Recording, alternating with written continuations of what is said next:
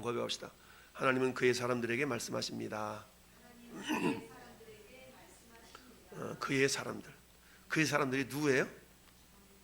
접니다. 여러분들. 우리가 하나님의 사람들이죠. 그러니까 하나님께서는 지금도 하나님의 사람들에게 말씀하신다라고 얘기합니다. 그래서 하나님께서 어떻게 우리에게 말씀하시는가, 그걸 한번 우리 성경을 통해서 이렇게 확인해 보는 시간 갖기를 원하고요. 그렇다면 그 하나님께서 말씀하시는데 요모양 조목으로 말씀하시는데 그 말씀 우리가 드려야 되지 않겠어요? 할렐루야. 들려줘야 되겠죠. 그래서 말씀을 전하는 것과 듣는 것, 이게 하나가 될 때 믿음이 자라는 거 아니겠습니까? 우리가 평택역 광장에서 외쳐도 재난한 사람들이 귀를 닫고 지나가면 어떤 사람은 일부러 진짜 귀 닫고 가는 사람이 있어요. 귀 막고 귀 막고 가는 사람이 있어요. 귀 막고 여러 귀를 막고 보라는 듯이 다 귀 막고 지나가는 사람이 있어요. 어쩔 수 없죠. 그래서 왜냐하면 데살로니가 교회를 향해서 사도 바울이 고백했던 것처럼 믿음은 모든 사람의 것이 아니다 라고 말씀하고 있죠. 여러분, 하나님은 모든 사람이 구원받기를 원하지만 모든 사람이 구원받는 건 아니잖아요. 그래도 우리가 누가 구원받을지를 모르니까 힘써 전파하고, 그런 가운데 심는 이나 물주는 일반이지만 자라게 하시는 이는 하나님이셔요. 그런데 심는 사람이나 물주는 사람이 각각 상을 받는다고 했지 않습니까? 자, 그런 것처럼 오늘 하나님께서 우리에게 말씀을 하시는데 하나님은 그의 사람들에게 말씀하신다. 어떻게 하나님께서 말씀하시는가 우리가 쭉 한번 살펴보도록 하겠습니다. 자, 우리 한번 요절 한번 다시 읽습니다. 시작. 어떤 사람은 병거, 어떤 사람은 말을 의지하나 우리는 여호와 우리 하나님의 이름을 자랑하리로다. 아멘. 할렐루야. 하나님을 자랑하리로다. 자, 우리가 예전에 몇 년 전, 한참 됐네요, 우리 여기 캐톨릭에서 그런 캠페인을 벌인 적이 있어요. 네 덕, 내 탓, 이런 캠페인을 벌인 적이 있어서 스티커도 붙이고 막 이랬던 적이 있는데, 우리가 잘된 건 네 덕이고 뭔가 좀 잘못한 건 내 탓이다, 이런 그런 의미로 이렇게 얘기하는데 이게 굉장히 중요한 의미가 있죠. 네 덕, 내 탓. 우리가 뭔가 좀, 근데 사람들 본성 자체가 죄성이 있어가지고 뭔가 잘못되고 안 되고 이러면은 자기 자유를 돌아봐야 되는데 옆 사람 탓하고 세상 탓하고 정부 탓하고 이런 경우가 많이 있죠. 그런 경우 있는데 어찌하든 네 덕, 내 탓, 자신을 이렇게 돌아볼 수 있는 그런 모습. 결국 네 덕이라는 말은 영광을 자신이 가져가지 않는다는 의미가 있잖아요. 그런 것처럼 오늘도 우리 전도 나가는데 우리 권사님도 음료수를 대접하지, 또 우리 또 같이 묵묵하게 그 LED 전광판 가지고 이렇게 복음을 전하는 우리 김용덕 집사님이라는 분이 계세요. 그분이 김용덕 집사님인데 이분이 오늘 또 맛있는 그 따뜻한 음료를 대접해서 도대체 이게 종목이 뭐냐고 스티커를 봤더니 스티커에 붙어 있더라고. 봤더니 유자 민트 차 이렇게 돼 있더라고. 유자 민트 차. 그런데 향도 좋고 참 그러는데 우리가 그 집사님을 향해서 감사하다 그랬더니 그분이 뭐라 그랬어요? 저 위쪽에 계신 분한테 감사하라고. 좀 겸손하시더라고. 저 위에 계신 분한테 감사하십시오 이렇게 얘기했는데 참 그게 쉬운 일은 아닌데, 우리는 인간의 본성 자체가 인간의 육신의 정욕, 안목의 정욕, 이생의 자랑, 이게 근본적인 속성이잖아요. 이게 뭔가를 자랑하고 싶은 것인데, 근데 우리가 말씀으로 믿음으로 이렇게 무장하다 보면 그 모든 것이 내 능력이 아니다라는 것을 깨닫게 되잖아요. 그러니까 내 자신의 위치가 이만큼 있는 거, 그것도 하나님 은혜다. 뭐 새벽에 느부갓네살 왕에 대한 하나님의 메시지 전부 그거잖아요. 그래서 하나님은 아직도 그의 사람들에게 말씀하신다라는 건데요. 자, 어떤 사람은 병거를, 어떤 사람은 말을 의지하나, 눈에 보이는 거 의지한다는 얘기죠. 근데 우리는 눈에 보이지 아니하시지만 여전히 살아계신 하나님, 할렐루야. 그 하나님은 영원하신 하나님이신데, 여러분, 영원하신 하나님이 다윗에게 역사하셨던 하나님, 저 모세에게 역사하셨던 하나님, 근데 그 하나님은 오늘 우리에게 역사하시는 어떤 하나님? 따라합시다. 동일하신 하나님, 동일하신 하나님이죠. 그래서 하나님은 항상 우리에게 현재로 계신다라고 그랬죠. 현재로 임재하시는 하나님이셔요. 따라서 시대마다 하나님께서는 말씀하셨어요. 특별히 우리가 히브리서 1장에 보니까 하나님께서 여러 시대마다 어떻게 말씀하셨는가에 대해서 쭉 이야기하고 있는데요. 옛적의 선지자들을 통해서 여러 부분과 여러 모양으로 우리 조상들에게 하나님께서 말씀하셨어요. 옛적에는 그렇게 얘기했다는 얘기죠. 자, 그래서 말씀하시는 하나님은 말씀하시는 분이다. 근데 어떻게 말씀하시는가 한번 볼까요? 시작. 구약 성경에서 하나님은 여러 번 여러 가지 다른 방법으로 말씀하셨습니다. 그런데 예수님의 생애 동안에는 예수님을 통해서 그의 사람들에게 직접 말씀하셨죠. 그런데 지금은 하나님께서 성령님을 통해서 말씀하십니다. 그러니까 성령님 당신에게 모든 것을 가르쳐 주실 것입니다. 예수님이 하신 말씀을 생각나게 해주시고 당신을 진리로 인도하시며 아버지께 하나님께 들은 말씀을 당신에게 해주시며 무슨 일이 닥칠 것인지 알려주시고 예수님을 당신에게 증거하시고 예수님께 영광을 돌리실 것입니다. 아멘. 자, 세 부분으로 크게 나눠지네요. 그렇죠? 첫 번째 단락은 어떤 부분이에요? 예수님이 이 땅에 오시기 전에, 이걸 우리는 보통 구약이라고 얘기하죠. 예수님이 이 땅에 오시기 전에는 구약이에요. 구약. 그 다음에 예수님이 살아생전에 그런 어떤 시기가 있었죠. 그리고 어떤 보통 신약시대, 교회 시대라고 말할 수 있죠. 이것은 예수님이 돌아가신 이후, 부활하신 이후에, 그러니까 죽으심을 기점으로 해서 새로운 역사가 사실은 시작되는 것이죠. 그러니까 우리가 BC와 AD, 그러니까 율법과 진리, 옛날과 새로운 날로 구분되는 것이 예수님이 기점이지만 정확하게 표현한다 그러면 예수님이 십자가의 죽으심을 기준으로 구약과 신약 이렇게 또 굳이 구분할 수가 있겠죠. 그래서 오늘 저 함께 읽은 내용은 크게 세 단락으로 나눌 수가 있는데 역사를 세 부분으로 나눌 수 있죠. 첫 번째 역사는 어떤 역사? 구약의 역사인데 구약 역사는 예수님이 탄생 이전의 역사를 말하고 있죠. 그때는 하나님이 어떻게 말씀하셨다고요? 여러 번 여러 가지 다른 방법으로 말씀하셨어요. 이게 히브리서 1장 1절에 이렇게 말씀하고 있습니다. 같이 읽어볼까요? 옛적에 선지자들을 통하여 여러 부분과 여러 모양으로 우리 조상들에게 말씀하신 하나님이, 그렇죠? 옛적에는 예수님이 땅에 오시기 이전에요. 옛적에는 선지자들을 통해서 여러 부분과 여러 모양으로 우리 조상들에게 말씀하셨어요. 때로는 꿈으로, 때로는 환상으로, 때로는 선지자를 통하여서 이렇게 하나님께서 다양한 모습으로 말씀해 주셨던 걸 봅니다. 모세에게는 어떻게 말씀하셨어요? 가시떨기나무가 불타는 가운데 그곳에서 주님 말씀하셨잖아요. 그러면 오늘날에는 왜 그런 방법으로 말씀하지 않느냐? 그건 아까 우리 읽어본 성령님이 우리에게 오셨기 때문에 그런 방법을 사용하지 않으시는 거죠. 그런데 예수님이 이 땅에 오시기 전에는 저런 방법을 사용하셨다라는 얘기입니다. 그 다음에가 두 번째는 뭐야? 올려보세요. 안 먹지? 네. 자, 두 번째는 어때요? 아니 올려 아까 말씀. 네. 자, 이 두 번째는 어때요? 예수님이 생애 동안 33년 반을 사신 그런 33년의 생애 동안에는 이 말씀이죠. 예수님을 통해서 예수님이 공생에는 고작 3년 반밖에 안 되잖아요. 그 3년 반 동안의 공생의 기간에는 이런 의미가 되겠죠. 그의 사람들에게 직접 말씀하셨습니다. 직접 말씀하셨어요. 그러니까 제자들, 특별히 12제자와 그다음에 우리가 지난 주일에도 살펴봤던 것처럼 많은 무리들에게 이렇게 주님이 말씀하셨죠. 그러니까 예수님이 살아계실 때는 직접 하나님께서 예수님을 통하여서 말씀하셨다라는 얘기입니다. 그런데 지금은 예수님이 가시고 성령님 우리에게 오셨죠. 우리에게는 이제 성령님께서 하시는 역사를 다양하게 쭉 말씀해 주시고 있어요. 그 성령님은 모든 걸 가르쳐 주시고 그 모든 것을 생각나게 해주신다라고 말씀하고 있습니다. 자, 그래서 요한복음 8장 47절 말씀 보니까 하나님께 속한 자는 하나님의 말씀을 듣나니 너희가 듣지 아니하면 하나님께 속하지 아니하였음이로다. 아멘. 자, 이게 굉장히 중요한 말씀인데요. 여러분, 우리가 전도를 할 때 하나님이 예비된 용어는 다른 말로 하면 하나님께 속할 수 있는 속한 그런 존재라고 우리가 볼 수 있거든요. 그러니까 전에 여러분들 지금 하나님의 말씀 듣잖아요. 하나님의 말씀 들어. 그럼 왜 들어요? 우리가 하나님께 속했기 때문에 듣습니다. 근데 하나님께 속하지 않는 사람은 하나님의 말씀을 듣지 않는 거예요.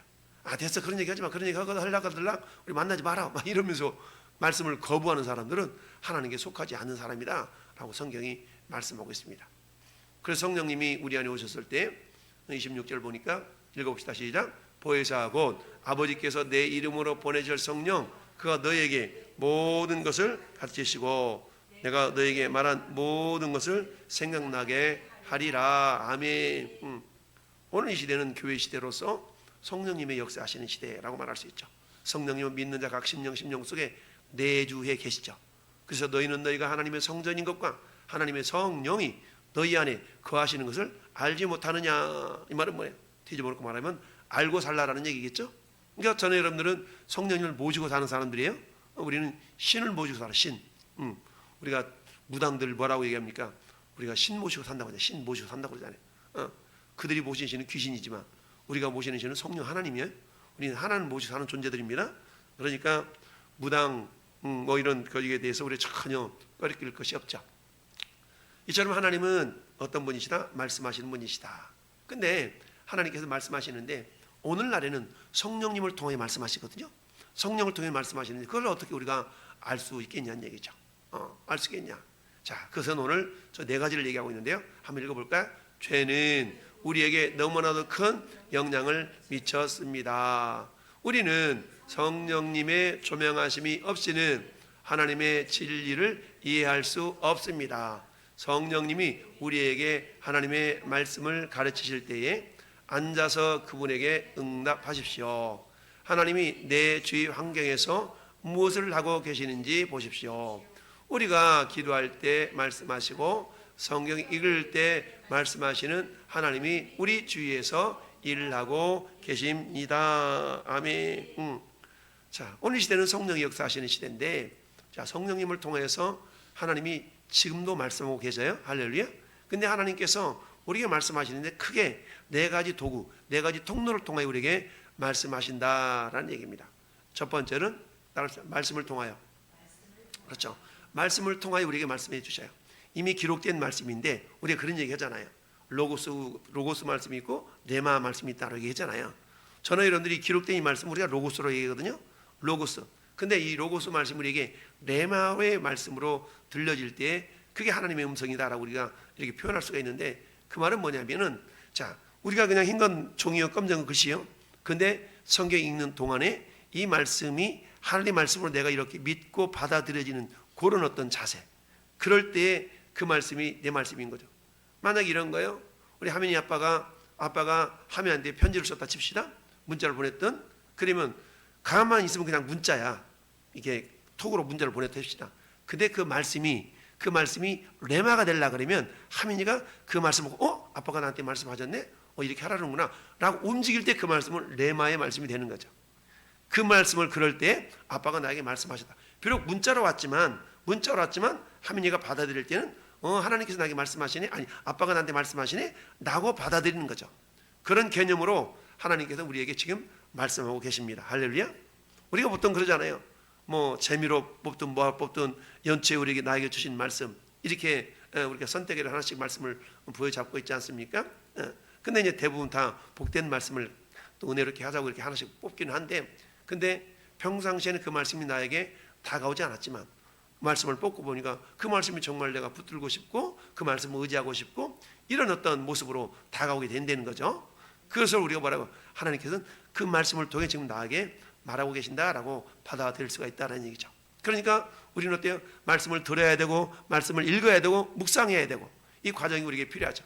그래서 올 한 해 동안에는 우리 각 목장들마다 한번 성경 일동을 해봅시다라고 우리가 계속 하고 있죠. 그래서 우리 목장들마다 톡방 만들어 갖고 얼마큼 읽었다고 막 올리기도 하고 막 그러시던데 복된 얘기죠. 그래서 말씀을 가르치실 때 하나님께서는 우리에게 말씀을 이렇게 다가오시는데 그때 하나님이 우리에게 뭐라고 요구하시는가? 성경은 명령과 약속으로 이루어졌다고 그러잖아요. 명령은 내가 순종할 뿐이고 약속은 하나님께 우리에게 주실 복의 내용이다라고 말씀할 수가 있죠. 그래서 그분에게 응답하라는 얘기는 주님의 명령에 순종하라는 얘기죠. 그래서 첫 번째는 말씀을 통해 우리에게 하나님께서 말씀해 주시고요. 두 번째는 뭐냐? 보니까 따라서 환기를 통해서 그렇죠? 내 환경을 통해서 주님이 말씀해 주고 계십니다. 환경을 통해서 무엇을 하고 계시는지 하나님께서 우리에게 보여주신다. 그러니까 환경을 통해서 보여준다는 얘기는 인류로 말하면 그런 거죠. 매일같이 우리 교회 목사님을 중심으로 해서 병평령을 하나 전도한다. 이건 환경이 일종의 환경이죠. 내 주변에서 뭐 하고 있는 거요? 목사님이 우리 또 원로 사모님과 또 권사님이랑 이렇게 또 시시때때로 같이 전도한다. 이건 뭐예요? 하나님 원하시는 것이 지금 생명 구하는 복음을 전하는 일을 하나님이 원하시는구나 라고 환경을 통해 우리에게 말씀하시는 겁니다. 그럼 나에게는 어떤 도전이 있는 거예요? 나는 직접 나가서 전하지는 못하지만 그럼 이 시간에는 전도하겠네? 그런 데가 있는 자리에서 뭐 하는 겁니다. 기도하고 하나님 이렇게 하고 저렇게 하고 협조할 수 있는 부분 많이 있죠. 그래서 전도를 못 나가지만 시간 내서 또 마스크 포장도 같이 한번 해드리고 이런 일들에 참여함으로써 그게 뭐예요? 환경을 통해 말씀하신 하나님께 내가 뭐 하는 겁니까? 반응을 보이는 거죠. 세 번째는 어떨 때 하나님 말씀하신다고요? 기도할 때. 따라서 기도할 때. 그렇습니다. 우리가 기도할 때 여러분이 막 기도하다 보면 떠오르는 생각들이 있거든요. 근데 떠오르는 생각들이 그냥 허공에 붕 떠 있는 생각들이 아니라 말씀과 연관이 되어져서 떠오르는 생각 뿐만 아니라 불현듯 잊어먹고 있었던 어떤 생각, 어떤 사람에 대한 생각이 확 떠오를 때가 있거든요. 그러면 그 사람을 떠올렸다는 얘기는 뭐예요? 하나님께 지금 그 사람이 나에게 관심을 보이라고 하시는가 보다 라고 우리가 받아들여도 크게 틀리지 않는다라는 얘기입니다. 그래서 기도할 때에 하나님께서 우리에게 말씀하신다. 네 번째는 어떨 때? 성경을 읽을 때 말씀하신다. 그러니까 하나님께서는 성령을 통해서 말씀하시는데 첫째는 우리가 말씀을 통해 가르치시네. 말씀과 그다음에 환경과 그다음에 기도와 그다음에 성경을 읽을 때 말씀하신다라는 얘기인데, 자 로마 3장 10절 11절 읽어봅시다. 시작. 기록된 바 의인은 없나니 하나도 없으며 깨닫는 자도 없고 하나님을 찾는 자도 없고. 아멘. 모든 사람이 죄를 범하였으며 하나님의 영광이 이르지 못하더니. 그렇잖아요. 그러니까 우리 인간 내면 속에 죄성이 있기 때문에 어떤 모습이라는 얘기죠. 우리 그 죄는 하나님의 어떤 그 영광을 가려버리잖아요. 하나님과 소통이 단절되도록 하는 것이 죄잖아요. 그러니까 죄 때문에 사망이 왔지 않습니까? 사망은 뭡니까? 분리와 단절이라고 그랬죠. 그러니까 영적으로 죽어있다는 얘기는 하나님과 관계가 이렇게 단절된 상태. 우리는 어때요? 영적으로 죽은 사람들을 일깨우기 위해서, 살려내기 위해서 우리가 복음을 전하는 거 아니겠어요? 그러니까 영적으로 죽어 있는 그들에게 성령이 역사하시면 그들이 영혼이 살아나잖아요. 영혼이 살아나야만이 하나님과 관계가 있는 사람이 되어져서 그들에게 말씀이 들려질 수가 있죠. 그래서 하나님을 경험하는 삶 7가지 실체가 있다라고 우리 계속적으로 말씀했는데, 자 7가지는 한번 다시 한번 묵상해 보면, 첫 번째는 하나님은 항상 내 주위에서 일하고 계신다. 하나님 내 주변에서 여전히 일하고 계셔요. 우리가 예레미야서 33장 2절 말씀 뭡니까? 이를 향하는 여호와 그걸 지어 성취하는 여호와. 하나님 일하시는 분이에요. 근데 어떻게 일한다고요? 너는 내게 부르짖으라 내가 내게 응답하겠고 네가 알지 못하는 그 은밀한 일을 내게 보이라. 우리가 기도할 때 하나님께서는 그 기도거리를 가지고 하나님 일하신다라는 얘기죠. 그러니까 하나님 지금도 내 주변에서 일을 하고 계십니다. 할렐루야. 단지 우리가 느끼지 못할 따름이죠. 두 번째는 뭐다? 하나님은 나와 실제적이고 개인적이고 지속적인 사랑의 관계를 추구하신다. 여러분, 하나님 우리에게 원하는 것은 다른 게 아니거든요. 너 나 사랑하냐? 이거잖아요. 부활하신 이후에 예수님이 베드로에게 자기를 3번씩이나 부인했던 베드로를 향해서 너 엄마 왜 그때 나 부인했어? 자식 나 얼마나 서운했는 줄 알아? 이렇게 안 물으시고 너 나 사랑하냐? 이거 한 가지만 딱 물으시던 얘기죠. 지금도 그 하나님은 성령을 통해서 우리와 하나님의 관계성 속에서 내가 하나님을 사랑하는지 그렇지 않는가를 늘 점검하고 우리에게 그렇게 사랑의 관계를 추구하고 있다는 얘기죠. 왜 그럴까요? 사랑은 하나님의 본질이고 본체이기 때문에 그렇죠. 요한일서 4장 8절에 하나님은 사랑이시라. 그렇죠? 4장 9절에 하나님의 사랑이 우리에게 이렇게 부음받으죠. 부어진 사랑. 로마서 5장 5절에 나타난 사랑. 그래서 우리가 또 고상하게 표현하면 사랑의 삼일체라고 표현할 수도 있거든요. 그러니까 성부 하나님은 사랑의 본체이시죠. 성자 하나님, 성자 예수님은 나타낸 사랑. 예수님 하나님의 사랑이 어떤 건데, 사랑 붕 떠 있는 것이 아니라 우리가 아직 죄인 되었을 때에 예수 그리스도를 위하여 죽으심으로 말미암아 하나님께서 우리의 자기 사랑을 뭐했다? 확증하셨다. 이처럼 예수님은 나타난 사랑이에요. 나타난 사랑.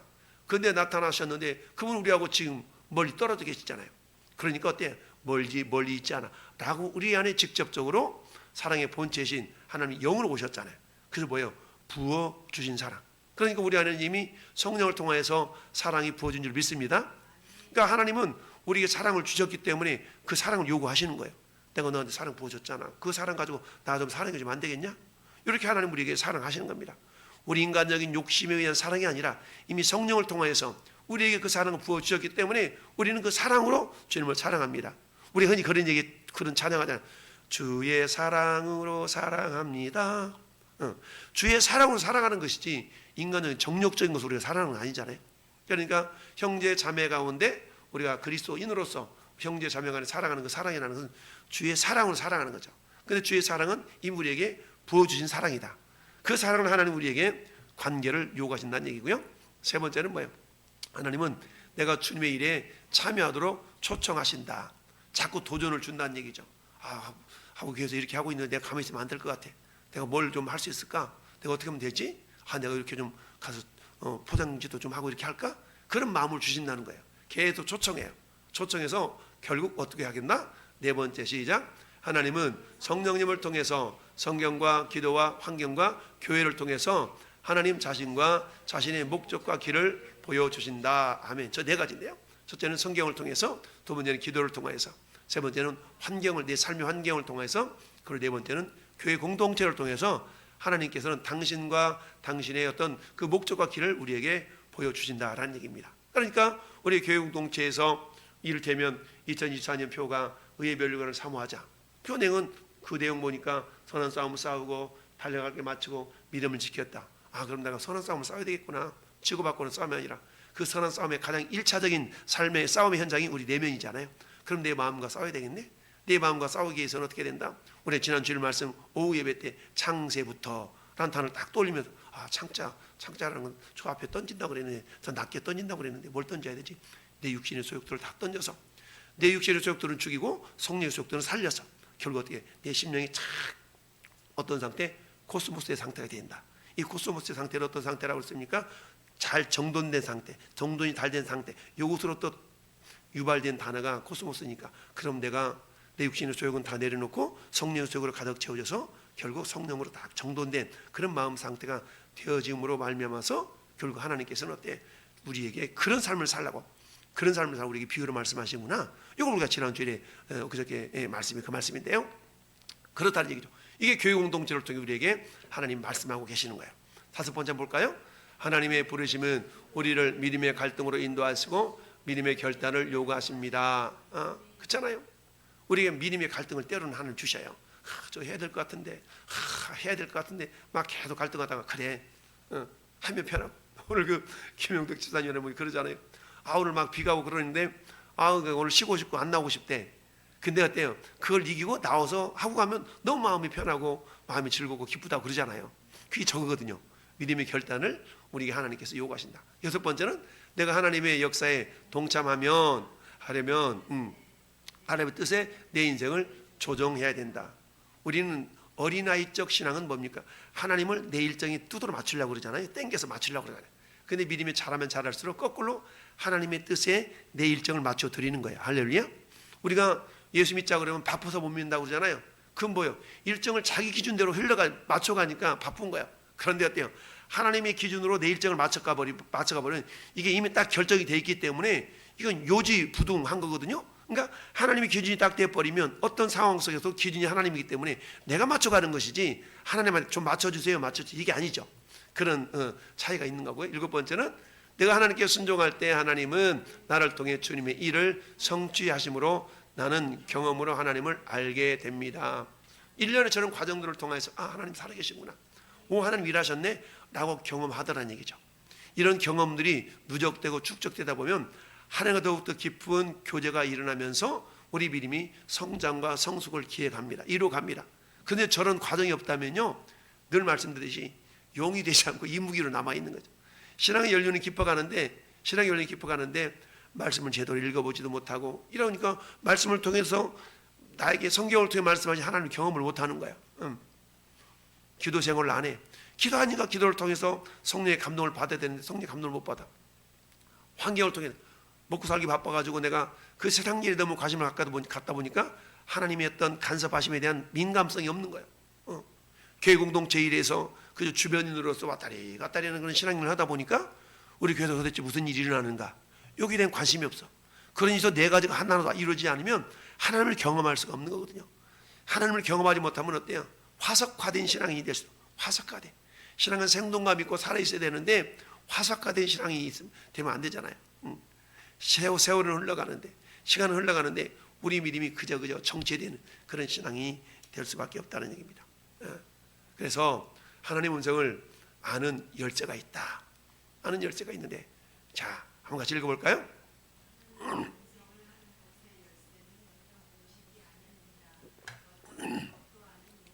하나님의 음성을 아는 것은 친밀한 사랑의 관계에서 비롯됩니다. 그렇기 때문에 관계를 갖고 있지 못한 사람들은, 하나님께 속하지 않는 사람들이죠, 하나님께서 말씀하시는 것을 듣지 못합니다. 읽어봤죠? 하나님과의 관계가 하나님의 말씀을 듣는 데 있어서 열쇠입니다. 하나님은 우리와 친밀한 사랑의 관계를 갖기 원하십니다. 아멘. 하나님의 음성을 듣는 열쇠가 뭐라고요? 열쇠가 뭐야? 저 열쇠가 뭐야? 열쇠는 하나님과 사랑의 관계라는 말이죠. 내가 하나님과 얼마나 친밀하냐 친밀하지 않나라는 얘기죠. 그럼 방법이 아니라는 얘기죠. 공식이 아니야. 방법이 아니고 공식이 아니고 어떻게 하면 들을 수 있어? 어떤 단체에서는 하나님 음성 듣는 훈련한다고 막 2박 3일 3박 4일 수련하고 이런 경우가 있거든요. 그런 방법이 아니라는 얘기죠. 하나님 지금도 여전히 여전한 방법으로 여전히 일하시는데, 말씀하시는데, 아까 봤던 네 가지 성경을 통해서 말씀하시고, 우리가 기도하는 가운데 환경을 통하여 교회 공동체를 통해 하나님은 여전히 말씀하고 있다는 얘기입니다. 그런데 그 네 가지 도구를 통하여 통로를 통해 말씀하고 있지만, 내가 하나님을 향한 사랑의 마음이 없다면 그런 하나님이 말씀하고 계셔도 못 느낀다는 거예요. 못 느낀다는 얘기죠. 왜냐하면 하나님께 속한 자가 되어져서 하나님의 음성을 들을 수 있어야 되는데, 이럴 때면 이런 거예요. 자, 요한복음 10장 2절 볼까요? 문으로 들어가는 이는 양의 목자라. 문지기는 그를 위하여 문을 열고 양은 그의 음성을 듣나니 그가 자기 양의 이름을 각각 불러 인도하여 내느니라. 자기 양을 다 내은 후에 앞서가면 양들이 그의 음성을 아는 거로 따라간다. 양들이 목자의 음성을 알고 따라간다는 얘기입니다. 우리가 목자이신 우리 하나님의 음성을 들을 수 있어야 된다는 얘기죠. 근데 그 관계는 어떤 관계라? 사랑의 관계. 사랑의 관계. 여러분, 싹군 목자와 진짜 목자와 차이는 뭐라고 그랬어요? 싹군 목자는 위험한 일 당하면 그 양들을 내버려 도망가. 근데 진짜 목자는, 참 목자는 양들을 위해 자기 목숨을 내어놓는다 그랬어요. 그러니 양들이 그 목자를 사랑할 수밖에 없죠. 그런데 예수님이 저는 여러분들을 위해서 목숨을 내어놓으셨잖아요. 그럼 우리 거꾸로 우리는 그 주님을 사랑해야 돼요? 사랑해야 돼요? 사랑해. 근데 우리 힘으로 사랑할 수 없기에 성령님을 보내주셨어요. 그 성령님은 사랑의 본체시잖아요. 성령 우리에게 보내주셨기 때문에 우리는 그 성령님의 힘으로 우리는 우리 주님을 사랑할 수가 있는 거예요. 할렐루야. 주님을 사랑하는 것뿐만 아니라 이웃을 사랑할 수도 있는 거죠. 그 하나님 우리에게 하지 못한 것을 요구하지 않으셔요? 할 수 있을 만큼은 우리에게 요구하신다는 사실입니다. 그래서 결국 14절 말씀도 시작. 나는 선한 목자라. 나는 양을 알고 양도 나를 아는 것이. 아멘. 우리 주님이 선한 목자시라. 주님은 우리를 잘 아시고 양들도 목자를 안단 말이죠. 할렐루야. 아는 관계가 된다는 얘기죠. 여기서 안다는 얘기는 직관적으로 아는 것이 아니라 게노스코, 경험을 통해서 아는 걸 말하는 거예요. 우리가 하나님을 예수 믿는 순간부터 알면서 주님 내가 잘 알아 이럴 수 없죠. 지식적으로 성경을 통해서 이렇구나, 그런 경험들이 누적되다 보니까 성경 읽는 가운데 불현듯 나에게 말씀하시는 하나님을 알게 되고요, 하나님의 음성을 듣게 되고요, 그러는 겁니다. 그리고 기도하는 가운데 우리가 낮에 읽었던, 새벽에 읽었던 그 말씀이 불현듯 떠올라서 내 마음에 감동해주고, 이게 하나님의 말씀, 하나님의 음성이거든요. 그래서 하나님의 음성은 예수님이 이전까지는 그런 어떤 모습으로 왔지만, 오늘날에는 그런 방법보다는 이미 주어져 있는 성경을 통하여서, 성경에 기록되기 이전까지는 어때요? 때로는 여러 모양으로, 여러 선지자를 통한 여러 모양으로 우리 하나님 말씀하셨다면, 오늘날에는 그런 방법을 사용하시는 것이 아니라 이미 기록된 성경을 통하여서 우리에 대한 내주하시는 성령님과 더불어서 성경과 기도와 환경과 교회 공동체를 통해서 하나님 오늘 또 우리에게 말씀하고 계신 줄 믿습니다. 그래서 우리 주님이 우리에게 요구하시는 것은, 내가 이처럼 말씀하고 있는데 너에게 들려지지 않는 까닭이 뭐냐? 너에게 들려줘야 되는데 들려지지 않는 까닭은 뭐라고요? 우리가 그 열쇠를 제대로 꽂지 않아서 그렇다. 그 열쇠를 꽂아야 되는데, 열쇠와 자물쇠의 원리처럼 열쇠를 꽂아야 자물쇠가 열려지는데, 하나님은 여전히 말씀하고 계시지만 우리 열쇠를 꽂지 못해서 자물쇠가 열리지 않는다. 근데 그 열쇠는 뭐다? 하나님과의 친밀한 관계다. 그 사랑의 관계라는 얘기죠. 그런데 그 사랑을 우리 힘으로 할 수 없기에 성령님 우리 안에 보내주셔서 그 하나님을 사랑할 수 있도록 해주셨다는 얘기죠. 부활하신 이후 예수님이 베드로에게 다른 거 안 물어봤어요. 네가 다른 사람들보다 나를 더 사랑하느냐? 라고 주님이 물으셨죠. 그리고 대답하니까 그렇습니다. 대답하니까 뭐예요? 주님이 사명을 주시잖아요. 사명. 전 여러분들의 사명 감당함에 있어서 절대 조건은 다른 게 아닙니다. 여러분, 우리가 직분과 사명을 받았어요. 이걸 잘 감당하기 위해서는 주님 사랑하면 돼. 주님 사랑할 때 사랑한 마음을 가지면 그 일을 다 감당할 수 있을 줄 믿습니다. 그렇습니다. 고린도전서 16장 21절 사도 바울이 고린도 교회를 향해서 그렇게 얘기하고 있어요. 같이 읽어봅시다. 만일 누구든지 주를 사랑하지 아니하면 저주를 받을지어다. 우리 주여 오시옵소서. 여러분, 계시록 마지막 22장에 있는 말씀 아니에요? 아멘 주 예수 오시옵소서. 우리 주 오시옵소서. 마라나타 신앙이잖아요. 누구든지 주를 사랑하지 않으면 저주를 받을지어다.